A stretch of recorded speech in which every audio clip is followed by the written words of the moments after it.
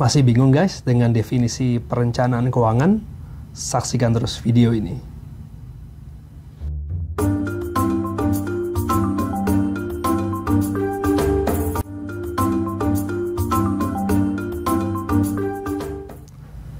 Sore guys, ketemu lagi dengan saya, Mentor Keuangan. Sore ini kita akan coba bahas definisi perencanaan keuangan. Ini hal yang basic banget ya, karena memang beberapa pertanyaan yang masuk ke saya kebanyakan mengenai hal-hal yang memang masih mendasar. Saya akan coba bahas dari yang pertama dulu deh, definisi perencanaan keuangan. Nanti satu persatu kita coba bahas lebih lanjut, seperti aset, utang, lalu asuransi, investasi. Kali ini dari yang paling dasar dulu, yaitu definisi perencanaan keuangan itu sendiri. Masih banyak ya pertanyaan yang masuk ke saya seperti ini. Bagaimana sih merencanakan keuangan? Saya usia 18 tahun, 20 tahun, bagaimana sih melakukan perencanaan keuangan untuk investasi? Jadi masih mendasar dan kadang campur aduk. Jadi supaya tidak tidak terlalu jauh kemana-mana, saya coba di video singkat kali ini kita akan bahas definisi perencanaan keuangan. Oke, silakan dilihat slide-nya ya. Perencanaan keuangan adalah proses untuk mencapai tujuan hidup melalui pengelolaan keuangan secara terintegrasi dan terencana. Saya ulangi ya, jadi perencanaan keuangan itu adalah sebuah proses untuk mencapai tujuan hidup melalui pengelolaan keuangan secara terintegrasi dan terencana. Nah, kalau kita lihat lagi satu persatu kalimatnya ya, proses. Jadi perencanaan keuangan itu adalah sebuah proses, tidak dilakukan hanya sekali. Jadi mungkin teman-teman berpikir, Pak, saya kan udah melakukan perencanaan keuangan dengan Financial Planner A, sudah selesai. Oh enggak seperti itu. Perencanaan keuangan itu proses, dilakukan sekali mungkin di awal, tapi nanti secara berkala 6 bulan kemudian atau 1 tahun kemudian, pasti si perencanaan keuangan akan mengatakan, coba kita lihat lagi yuk, kita lakukan lagi financial check up. Apakah ada perbaikan, apakah ada perubahan kondisi. Nah, jadi ini akan berlangsung terus-menerus sampai Anda selesai, sampai kita, ya tergantung tujuannya deh, masih punya tujuan keuangan atau tidak. Nah, itu akan berlangsung terus. Kemudian yang kedua adalah ini untuk mencapai tujuan hidup. Jadi mencapai tujuan keuangan untuk mencapai tujuan hidup kalau menurut saya. Jadi kita udah sering sih dengar ya tujuan keuangan seperti kepemilikan mobil, kepemilikan rumah, dana pensiun. Nah, itu tujuan keuangan. Tapi ada apa di balik itu semua? Kenapa Anda pengen punya mobil? Kenapa Anda pengen punya rumah? Kenapa sih Anda harus naik haji gitu? Apa sebenarnya tujuan hidup teman-teman? Jadi ini nggak ada di sini. Biasanya saya menyertakan slide kita harus punya tujuan hidup. Nah, tujuan hidup itu dibagi dua, tujuan akhirat dan tujuan dunia. Di mana tujuan dunia harus dapat membantu pencapaian tujuan akhirat. Nah, jadi ada cascade-nya di situ. Tujuan hidup, ada tujuan akhirat yang akan didukung oleh pencapaian tujuan dunia. Nah, pencapaian tujuan dunia ini akan didukung melalui pencapaian tujuan keuangan.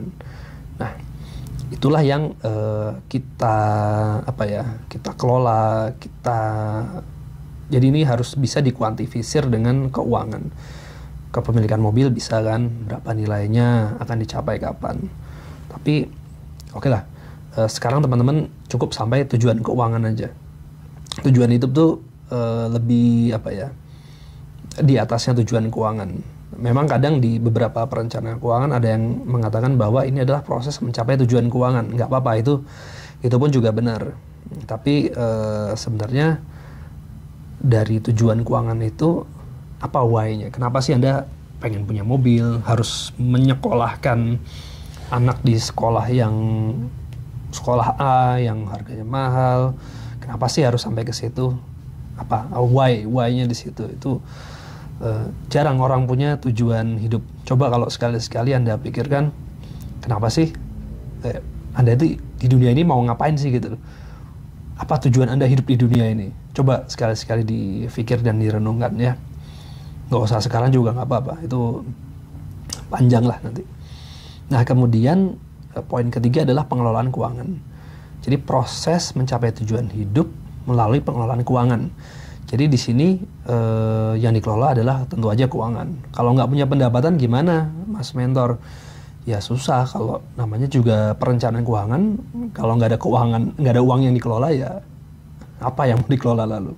Nah, tapi pada prakteknya bukan hanya soal keuangan, ada kekuatan niat di situ, komitmen, kesabaran, kompromi dengan keluarga, mengelola waktu, psikologi, perilaku, self control, mindset, banyak banget. Jadi walaupun ngomongnya pengelolaan keuangan, tapi sebenarnya ini juga akan banyak terkait dengan psikologi.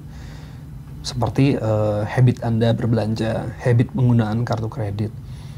Kalau komitmen gimana? Nah, dengan misalnya Anda sudah menetapkan suatu tujuan, bagaimana komitmen Anda terhadap penetapan tujuan tersebut?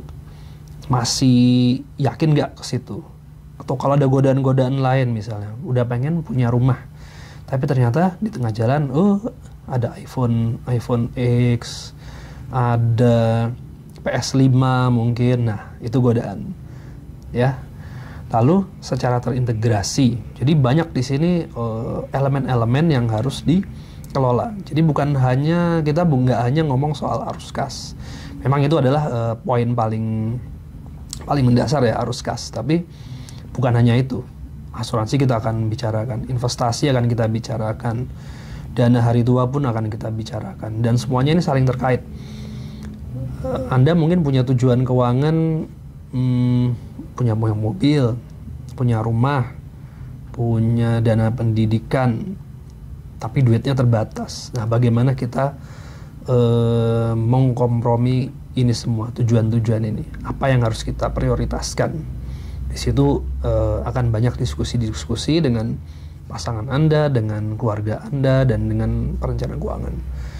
Nah, secara terencana tentunya dengan melalui perencanaan keuangan. Jadi, perencanaan keuangan adalah proses mencapai tujuan hidup melalui pengelolaan keuangan secara terintegrasi dan rencana. Jadi harus direncanakan. Kalau ya, ini ada ungkapan yang saya ingat banget, if you fail to plan, then you plan to fail. Kalau Anda gagal merencanakan, Anda tidak melakukan perencanaan, itu sama saja Anda merencanakan untuk gagal. Karena semua hal ya kalau Anda kerja di kantor mungkin udah tau lah, kita punya rencana jangka panjang, pasti ada rencana budgeting, semuanya sudah direncanakan. Karena itulah yang akan menjadi guidance, menjadi panduan bagi kita untuk mencapai tujuan perusahaan. Nah, kalau di sini adalah guidance untuk mencapai tujuan keuangan atau tujuan hidup. Bisa Anda ganti-ganti deh, mau mencapai tujuan hidup, mencapai tujuan keuangan, nggak ada yang benar, nggak ada yang salah. Yang penting Anda punya target di situ, dan target itu harus smart ya. Nah, kita akan ngomong itu nanti di bahasan berikutnya kali ya. Sementara ini dulu, mudah-mudahan bermanfaat. Saya nggak bisa ngasih banyak. Kemarin ada yang protes ke saya, wah kurang informatif Pak, itu ya mohon maaf karena waktu saya juga ya saya melakukan ini di sela-sela pekerjaan. Apa yang bisa saya lakukan untuk sharing, berbagi dengan keluarga Indonesia, semoga bermanfaat dan bisa membantu Anda semua mencapai tujuan-tujuan hidup.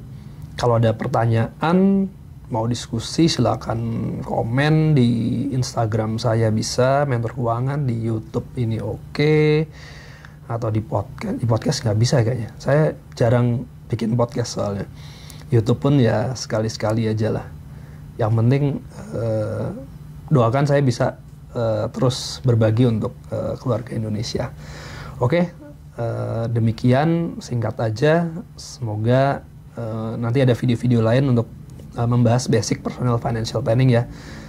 Saya nggak akan sampai yang saham yang seperti ini, forex, P2P, mungkin saya akan bahas sedikit soal itu. Tapi saya lebih senang fokus ke basic-basic ini yang pengen saya perkuat ke semua orang dengan mengetahui basic perencanaan keuangan secara personal financial planning. Anda mau pilih forex, mau pilih saham, mau pilih P2P, mau ke deposito, mau asuransi, mau membeli emas untuk dana darurat, itu pasti akan lebih mudah dalam pengelolaannya. Yang penting basicnya udah kuat dulu. Kalau Anda mau belajar sendiri juga banyak kelas-kelas di umum ya, kelas CFP, kelas RFC, ada QWP,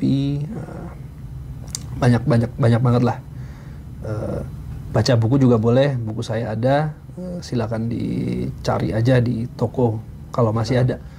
Oke, itu aja. Sampai ketemu lagi di video berikutnya. See you.